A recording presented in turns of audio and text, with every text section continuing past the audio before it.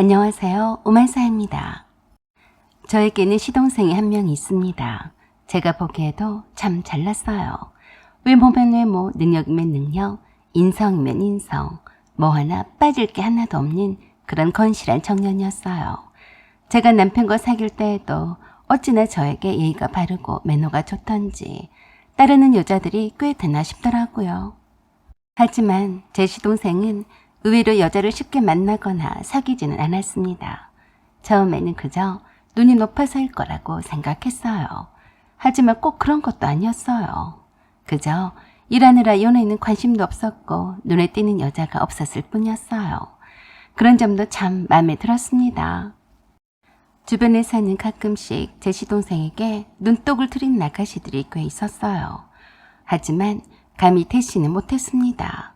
시동생 아우라가 감히 근접할 수 없는 뭔가가 있었거든요. 어느 정도 시동생의 사업이 자리를 잡고 결혼 정년기도 지났으니 시부모님은 왜 연애를 하지 않냐고 성화하셨어요. 벌써 38살이나 먹어버린 시동생이 눈이 높아서 여자를 만나지 않는다고 생각하셨거든요.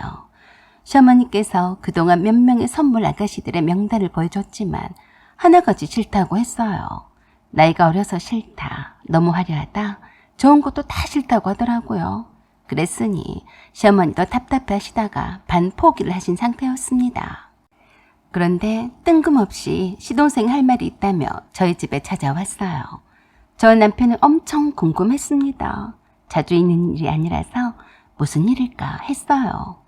형, 그리고 형수님, 제가 마음에 두고 있는 여자가 있어요. 그 말에 깜짝 놀랐어요. 정말요? 그래서 여태 아무도 안 만난 거예요? 네. 저와 남편은 기뻐 날뛰었는데 이상하게 시동생 얼굴이 그리 밝지 않았어요. 오히려 뭔지 모르게 근심 걱정이 가득해 보였습니다. 그런 시동생에게 제가 여러 가지를 물었어요. 언제부터 사귄 거예요? 나이는요? 그러자 차근차근하게 다 말해주겠다며 그러더라고요. 그런데 내 얘기를 듣고 무조건 형과 형수님이 내 편을 들어주면 좋겠어요. 좀 이상하다 싶을 정도로 시동생이 뜸을 들이며 빨리 말을 하지 못했습니다. 그러다가 꺼내는 말이 뜻밖이었어요. 제가 결혼까지 하고 싶은 그 여자가 이혼녀예요. 한번 결혼을 했어요. 저와 남편은 놀라서 입을 다물지 못했습니다. 고르고 골라도 못 고르고 선택 창의가 있을 판에 하필 이혼녀라니. 남편의 표정이 싹 바뀌었어요. 그걸 예상이라 됐다는 듯이 시동생이 그랬어요. 그럴 줄 알고 부탁하러 온 거예요. 분명히 엄마랑 아버지도 반대를 할 것 같은데 형이랑 형수님이 나를 도와달라고요. 그러자 남편이 그런 시동생에게 싸늘하게 말했어요. 하필 여자가 없어서 이혼녀냐? 너 좋다는 여자가 널리고 널렸어. 너만큼 잘나고 잘난 여자들이 넘쳐나니까 네가 건방을 떠는 거냐? 나도 반대야. 혹시 애도 있는 거 아니냐? 설마 했는데 있다고 했습니다. 이게 뭔 일인가 했네요. 저도 아끼는 시동생이라서 뭐라 할 수가 없었어요. 세상 참 별일이다 싶었습니다. 시동생이라면 이쁘고 착하고 스펙 좋고 집안도 좋은 여자를 얼마든지 만날 수가 있는데 왜 저럴까 싶더라고요. 물론 몰랐을 때의 생각일 뿐이었죠. 그래도 우리나라 말은 끝까지 들어봐야 제대로 이해를 하는 법이잖아요. 시동생의 말이 계속 이어졌어요. 그런데 형, 그 애가 내 아이였어. 나도 최근에서 알았지 뭐야. 그 여자가 이혼하게 된 것도 그 애 때문이었어. 이게 또 뭔 소리야. 드라마 쓰는 거야 뭐야. 뭐? 네 애라고? 그게 사실이야? 응, 나도 처음에 몰랐다가 안지 된 얼마 안 되었어. 그래도 그렇지. 네가 책임을 지려고 그 여자와 결혼을 하겠다는 거냐? 아니야. 내 말 좀 끝까지 들어봐. 그래, 해봐, 어서. 남편은 괜시리 화를 내고 있었어요. 내가 처음 가게 오픈할 때 그때 내 밑에서 일하던 알바생이었어. 그땐 이력서에 고하라고 하길래 불쌍한 생각에 더 잘해주고 싶었어. 고하라고 하기에는 너무 밝고 일도 잘했어. 참 특이하다고 생각했는데 어느새 내가 그 여자를 좋아하게 된 거야. 한참 엄마가 검사 며느리다, 의사 며느리다 선보라고 할 때였어. 그냥 나는 그 애가 맑고 순수해서 참 좋아했을 뿐이었는데 갑자기 일을 그만두고 떠나더라고. 좋아하는 남자랑 결혼을 한다면서 말이야. 그때 좀 힘들었어. 이렇게 착한 애도 뒤통수를 치는구나 라고 생각했지. 그래서 여자들에 대한 환상도 별로 없었어. 그런데 내 아들이라면서 데리고 나타난 거야. 네 아들인 거 확실해? 응, 맞아. 내가 다시 확인해봤어. 이혼한 것도 그 때문이었어. 그뿐만이 아니야. 나를 떠난 것도 엄마 때문이었어. 엄마가 구하라면서 감히 어디를 넘보냐고 협박했대. 그 말을 들으니까 피가 거꾸로 솟더라. 나는 그것도 모르고 얼마나 힘들어했었는데. 그래서 그 여자랑 결혼하려고 해. 참 안타까웠어요. 시어머니께서 시동생이 좋아하는 아가씨가 구하라는 사실을 알고 막았다니까 제가 뭐라 말을 해줘야 할지 조심스러웠어요. 그래도 남편은 시동생에게 그러더라고요. 엄마가 오죽했으면 그러셨겠냐. 다 너를 위해서 그런 거잖아. 그런데 이제 와서 네 아들이 있다고 해서 결혼한다고 하면 좋아하시겠냐? 그러니까 형이 도와줘. 나는 무조건 그 여자와 결혼할 거야. 엄마도 내 아들을 보면 좋아하게 될 거야. 나를 엄청 닮았어. 바로 다음 달부터 함께 살 거야. 지금 집 보러 다니는 중이야. 이번 주 주말에 형하고 형수님께 먼저 인사를 하러 올 텐데 잘 해줘. 부탁이야. 시동생은 처음부터 끝까지 그 여자 생각뿐이었어요. 고아라서 많이 자존감도 낮고 기가 죽어있으니 마음에 안 들더라도 따뜻하게 맞이해달라고 부탁하고 또 부탁했어요. 참 누군지 모르지만 우리 시동생 같은 사람을 만났으니 로또에 당첨된 거나 다를 바가 없다고 생각했습니다. 시동생이 돌아간 뒤로 남편은 고민의 늪에 빠졌습니다. 요새 애들처럼 적당히 야가 빠지지도 않고 순정판 시동생의 말대로 그대로 놔둬야 할지 시어머니 뜻대로 해야 할지 갈피를 못 잡았어요. 그래서 그런 남편에게 제가 말했습니다. 정수 아빠, 도련님을 믿어봐요. 저렇게 사랑이 진심인데 도련님이 좋아하는 여자인데다 아들도 있는데 결혼해야죠. 그러자 짜증을 섞어가며 제게 퉁명스럽게 말했습니다. 자기 친동생이었으면 그렇게 쉽게 말이 나와? 함부로 말하지 마. 어머, 별꼴이야. 어쩌다 잘난 형노를 타려나 보다 했습니다. 일단 고민에 빠진 남편의 심기는 건드리지 않기로 했어요. 남편도 이러할진데 시어머니 앞에서 입 한번 잘로 놀리다가는 큰일 나겠더라고요. 일단 저는 관망하기로만 했습니다. 그렇지만 무지하게 어떤 여자인지 도련님의 아들도 어떻게 생겼는지 궁금했어요. 드디어 시동생이 결혼할 여자를 데리고 오는 날이었어요. 나름 신경을 쓰느라 전날부터 장을 건하게 봐와서 잘못하지만 음식도 이것저것 준비를 했어요. 점심때 맞춰서 오기로 한 거라서 아침 일찍부터 일어나서 청소도 하고 바쁘게 움직이고 있는데 벨소리가 울렸어요. 응? 올 사람도 없는데 누구지? 하고 보니까 시어머니셨어요. 왜? 시어머니가 왜? 저한테는 아직도 호랑이 같은 시어머니였어요. 지금 결혼 5년 차인데도 시어머니의 시자만 들어도 가슴이 벌렁벌렁 했으니까요. 늘 이렇게 오시기 전에 전화 한 통화도 없이 들이닥치시는 것은 여전했습니다. 배를 3번 이상 누르게 하면 그야말로 저 손길로 초상 치르는 날이었어요. 그래도 제일 먼저 할 일은 따로 있었으니 몸이 반사적으로 자동으로 움직이더라고요. 욕실에 가서 옷매무새가 어떤지 얼굴 한번 보고 물을 살짝 찍어서 눈가에 눈곱도 떼고 옷방으로 빛의 속도로 달려가서 홈드레스로 갈아입고 죽어라 현관 문 쪽으로 달려갔습니다. 딱 3번째 천정배를 누르려는 순간에 잽싸게 문을 열어드렸어요. 화딱지가 나기 일보 직전에 문을 열어서인지 그리 즐거운 표정은 아니셨어요. 어머니, 이렇게 이른 시각에 웬일이세요? 그러자 저를 아래 위로 쳐다보시더니 황당한 얼굴로 저에게 그러셨어요. 너 눈이 어떻게 돼버렸냐? 그 꼴이 뭐냐? 저는 영문을 몰라서 눈만 끔뻑거렸더니 기가 막혀 하시며 들어오실 생각도 하지 않으시고 계속해서 아래 위로 쳐다만 보시더라고요. 네? 제 꼴이 이상하세요? 네가 그러고 있어도 우리 상민이는 아무 말 안 하냐? 아이고, 부창부수라더니 라고 하시며 들어오셨습니다. 제 아들은 아직도 굽나라이고 남편은 새집머리를 하고 이제 막 일어나서 거실에 퍼질러 나자빠져 있었어요. 그런 모습을 본 시어머니가 남편에게 그러셨습니다. 지금이 몇 시인데 그러고 있냐? 그러니까 자기 마누라가 옷을 거꾸로 입었는지 어쨌는지 알겠어. 그때서야 거울로 달려갔더니 급하게 옷을 입느라 뒤집어 입었더라고요. 하여간 깐깐한 우리 시어머니가 주말 아침부터 며느리 똥개 훈련시키는 것 같았습니다. 저희 시어머니는 제가 결혼하기 전부터 늘상 그러셨거든요. 나는 요새 것들이 제일 마음에 안 든 게 짧은 반바지나 치마를 입고 다니는 것이야. 누가 안 본다고 집에서도 그러고 다니지 마라. 알았냐? 그런데 어쩝니까? 이 더운 날에는 짧은 반바지가 제격인데요.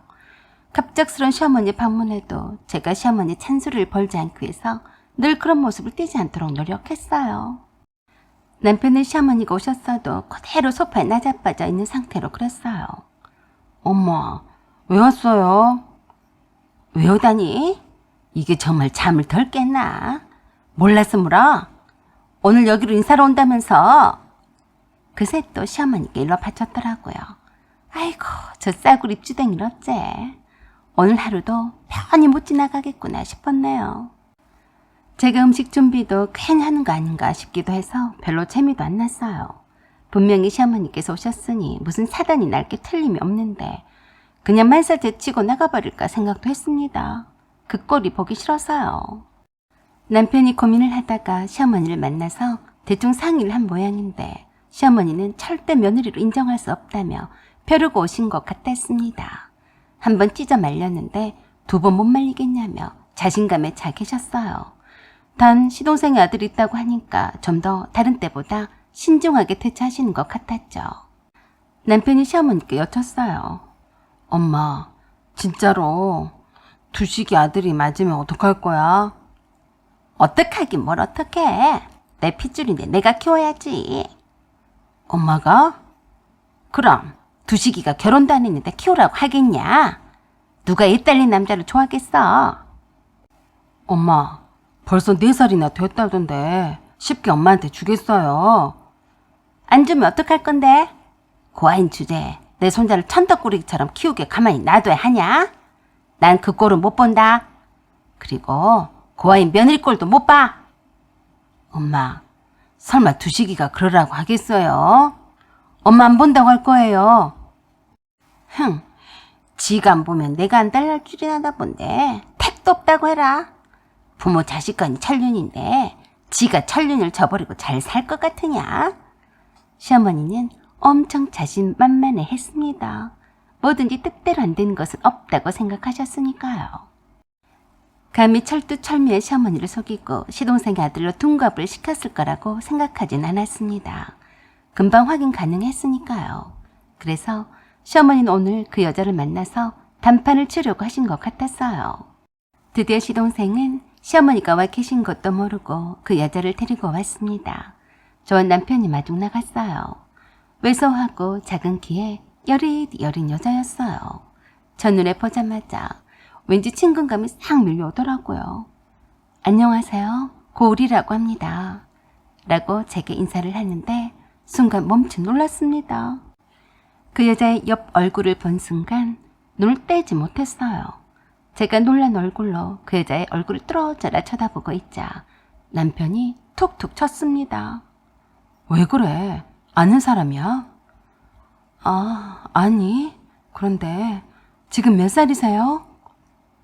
네, 35이에요. 네, 옆에 그건 상처인가요? 아니요, 태어날 때부터 있던 거예요.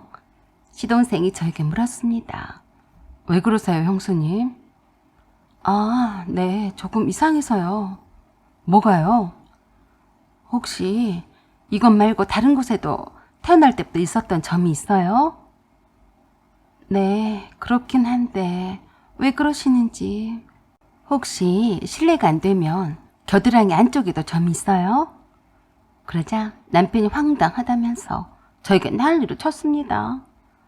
정수 엄마, 처음에는 이게 무슨 실례야? 자기는 좀 가만히 있어봐. 그러자 멈거리던 그 여자가 대답을 했어요. 네, 있긴 한데요. 왜 그러세요? 오른쪽이에요? 왼쪽이에요? 왼쪽인데요. 그런 대화를 하고 있는 중에 시어머니가 못 참고 나오셨어요. 문간에서 뭐하고 있냐? 라고 하자 그 여자가 마치 저승사자라도 본 듯이 놀라서 시동생이 뒤로 숨었습니다. 시동생도 놀라기는 마찬가지였어요. 엄마, 와 계셨어요? 내가 못 올 때라도 왔냐? 왜 이렇게 놀래? 그리고 너는 나한테 죄 지었냐? 왜 숨고 난리야? 그러자 시동생 시어머니께 그러더라고요. 엄마, 그 말투 좀 바꾸시면 안 돼요? 어떻게 손님을 대하는 말투가 그래요? 너야말로 웃긴 짬뽕이다. 네가 손님이냐? 네 여친을 데리고 왔는데 내가 손님 대접을 해줘야 하냐? 빨리 안 들어와. 그러자 그 여자가 시동생이 뒤로 숨었다가 소심하게 나와서 시어머니께 인사를 드렸습니다. 어머니, 안녕하셨어요? 내가 네 때문에 안녕했겠냐? 그러자 남편이 시어머니께 좀 차분하게 말씀하시라고 눈치를 줬더니 거실로 들어가셨어요. 그리고 시어머니가 그때부터 그 여자한테 따발총처럼 취조하듯이 묻기 시작하셨어요. 너 바른 대로 말해. 네 아들이 내 아들의 자식인 거 맞아? 네. 아니면 어떡할래? 금방 조사해보면 나올 텐데 아니면 어떡할 거야? 그래서 또 시동생 인사를 하러 온 사람한테 사람을 잡는다며 뭐라 했어요. 시어머니가 그런 거 신경을 쓸 사람이 아니셨죠.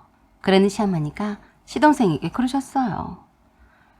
너는 입에 차크 물고 가만히 있어.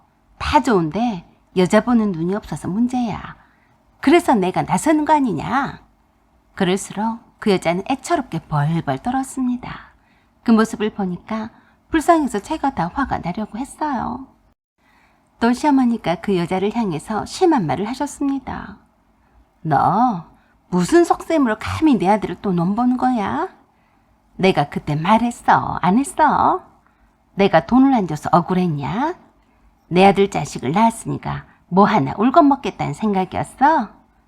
그러자 시동생이 더 이상 못 참고 자리에서 벌떡 일어났습니다. 엄마, 애초부터 결혼 수닥 같은 거 받을 생각은 전혀 없어요.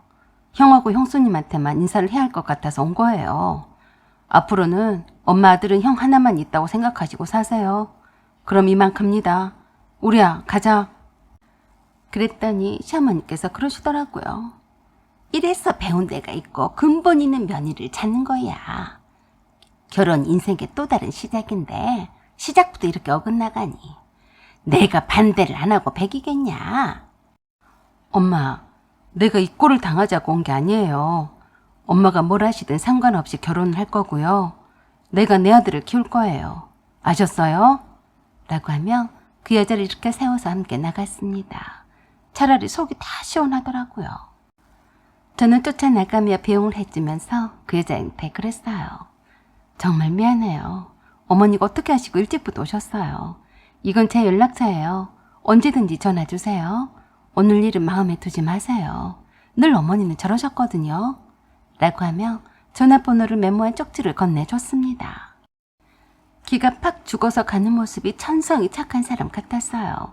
키껏 열내서 차린 음식이 무용지물이 되었는데 그걸 보시던 시어머니가 저에게 그러셨어요. 너는 돈이 썩어 나가냐? 저런 고아도 사람이라고 이렇게 차렸냐? 그럼 고아도 사람이지 짐승인가요? 뜻밖의 저의 말대꾸에 놀라서 그러셨어요. 뭐야? 이게 미쳤나? 어따 대고 말대꾸야? 왜요? 어머니, 제가 미쳐야 어머니께 말대꾸 하나요? 말 좀 이쁘게 하세요. 지금 벌써 어머니한테 손주가 둘씩이나 있는데 애들 어머니 곁에 둘 수나 있겠어요? 다음부터는 우리 종수를 보시려면 어머니 말씀하시는 것부터 고치고 오세요. 멋이 어쩌고 어째? 라고 하시며 애써서 차린 식탁 위 음식들을 다 뒤집어 엎었습니다. 놀라서 남편이 달려왔어요. 그래도 제가 고개를 꼿꼿이 들고 시어머니께 대들었어요. 어머니, 우리 종수가 어머니를 닮을까봐 걱정이니까 다시는 오지 마세요. 아셨죠? 그러자 시어머니가 곧바로 제 머리채를 잡으시려고 하길래 미리 예상하고 얼른 비켰더니 바닥에 그대로 처박혔습니다. 아이고 나 죽네 라고 죽는 소리를 치는데 웃겨 죽겠더라고요. 그때 벨소리가 울렸습니다.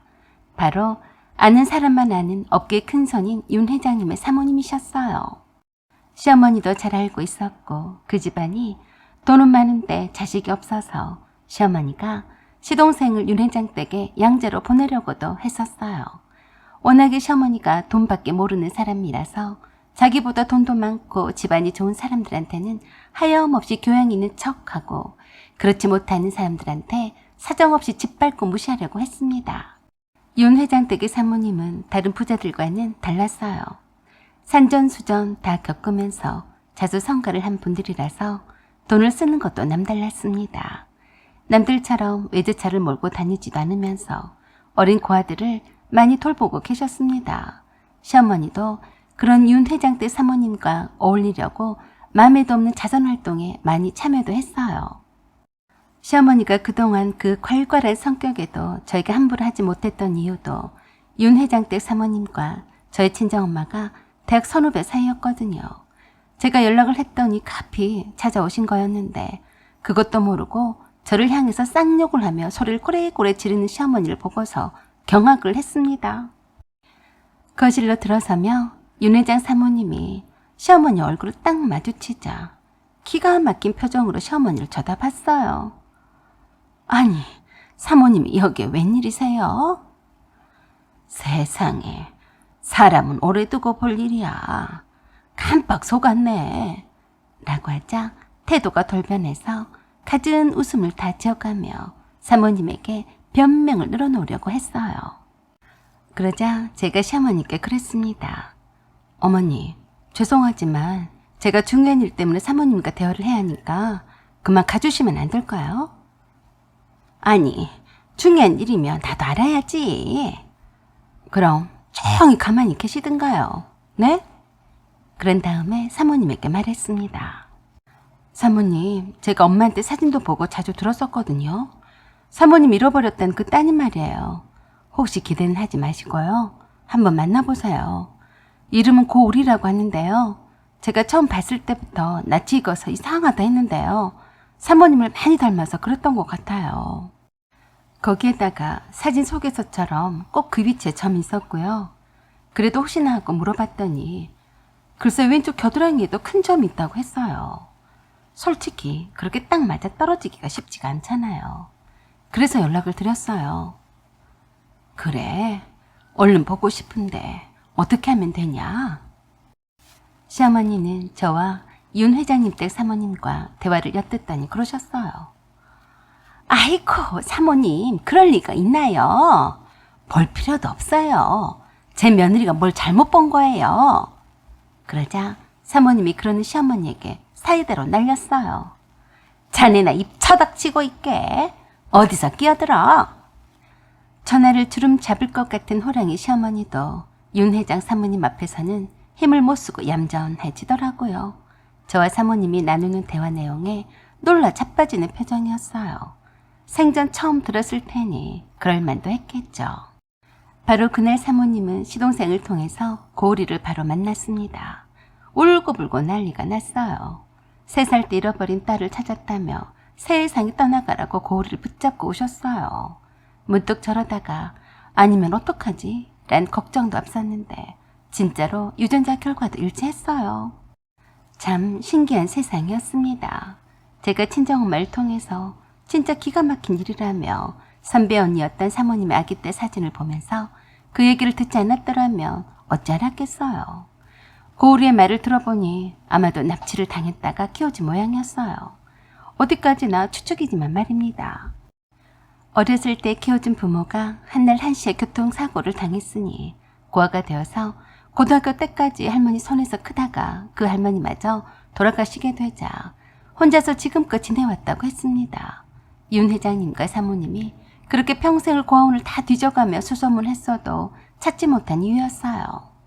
그때 자식을 잃어버린 충격으로 다시는 자식도 나올 수도 없었다는데 그런 안타까운 심정을 저는 엄마를 통해서 전해 들었었어요. 시어머니는 멘붕이 온 것 같았어요. 좋아해야 하는 건지 말아야 하는 것인지 갈피를 못 잡으시더라고요. 시동생은 이미 고우리와 결혼을 생각할 때부터 시어머니와 왕래를 하지 않을 각오였고 시어머니가 고우리에게 얼마나 지독하게 대했는지 본인 스스로도 잘 알았기에 땅을 치고 회의를 했을 겁니다. 결국에 윤 회장님과 사모님이 시어머니가 고우리에게 했던 일들을 다 알게 되었어요. 시어머니 때문에 고우리와 시동생의 결혼을 반대했습니다. 그러자 시어머니가 윤 회장님 댁에 달려가서 고우리 앞에서 잘못했다고 빌었어요. 참 무릎도 쉽게 꿇더라고요. 이제 상황이 달라졌으니까요. 고우리는 더 이상 고아도 아니고 엄청난 재산가의 하나밖에 없는 딸이었으니 물불을 안 가리고 덤볐어요. 순한 고우리를 대신해서 사모님이 그냥 넘어가지는 않았습니다. 사모님이 시어머니를 수시로 불러서 시어머니를 몸종처럼 부려먹었어요. 그랬어도 자존심도 뭣도 없는지 떨어져 나갈 생각은 전혀 하지 않더라네요. 그래도 시어머니가 사모님한테 그랬대요. 저는 애들이 원하는 대로 죽은 듯이 살겠습니다. 결혼식장에도 나오지 말라면 나가지도 않을 거고요. 따님 앞에는 다시는 나타나지 않겠어요. 내 손자도 찾지 않을 거고요. 그러니까 내 아들과 결혼을 시켜주세요. 그래서 고우리와 시동생은 예정대로 결혼을 했습니다. 감격스럽게도 고우리는 뒤늦게 찾은 아버지인 윤 회장님의 손을 잡고 행복하게 신부 행진을 했어요. 그래도 결혼식의 부모성만큼은 시어머니가 참석할 수가 있었어요. 고아라고 그렇게 홀대하던 시어머니는 온데간데 없이 마냥 교양 있고 품위가 있는 여자처럼 행세하더라고요. 그럼 뭐 하겠습니까? 제 동서가 된 고우리는 서방님과 더불어 시어머니를 시어머니로 여기지 않았는데요. 그저 무늬만 시어머니였죠. 오히려 작은 며느리에게 아부하기 바빴습니다. 자기가 저지른 것이 있었으니 안절부절 못했습니다. 참 어른이 줏대도 없고 보기 흉하더라고요. 그러니 제게도 대접도 잘 못 받으신 거죠. 그리고 저는 돈벼락을 맞았어요. 저 때문에 딸을 천신만고 끝에 찾았다며 조그만 변호사 사무실에 아낌없이 지원을 해주셨거든요. 덕분에 시어머니도 다시는 함부로 하지는 못하셨어요. 참 돈이 뭐라고 돈에 따라 사람이 달라지는 세상이었습니다. 사연은 여기까지입니다. 구독과 좋아요 부탁드려요. 감사합니다.